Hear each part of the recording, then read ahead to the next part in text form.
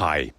Today my good friend Ragnar Christensson and I are going to compare recording 3 sound sources to tape and then recording the same thing directly to the computer, digital. We're going to do a Marshall stack, and then Ragnar's going to do some vocals, and then I'm going to record a drum kit. We're going to use a Studer B67 MkII, quarter-inch tape recorder. I think it's from the late 1970s. We're going to run it at 15 inches per second. So we're going to listen to all 3 sound sources in a row here, and then at the end I'm going to make some comments. We're recording everything completely dry also, no reverb or compression. Let's go.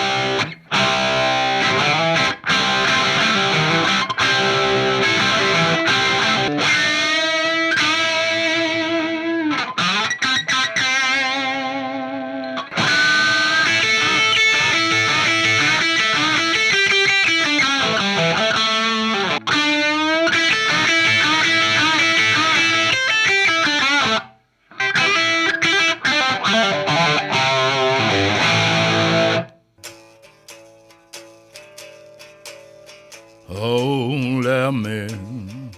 let me be a little child again. When nothing was mine and everything that was everyone's. Let me be that little child again that didn't think about mine and yours. Won't you be with me when I'm going lonely?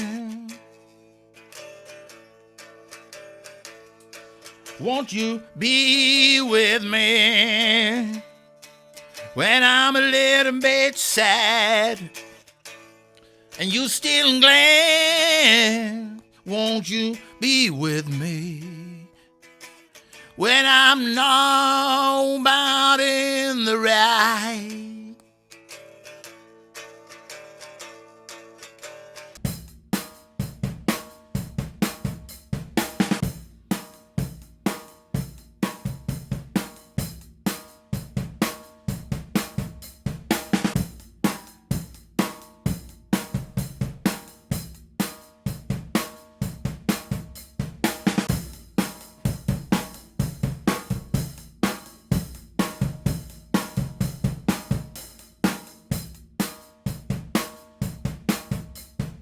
Well, I thought there was quite a difference.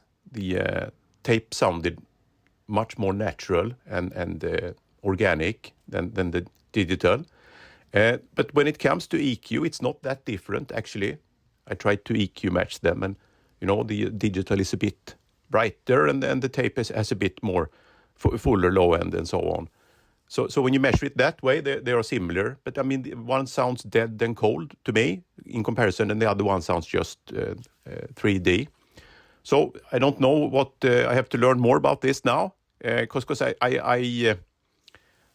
wasn't expecting this result. I thought the tape was going to sound kind of like vintage in some way. I just think it sounds better in all senses. The tape. So I will learn more about it and see what I can come back with. I think the difference is, it's not just a question of that the tape is infinite and it is analog.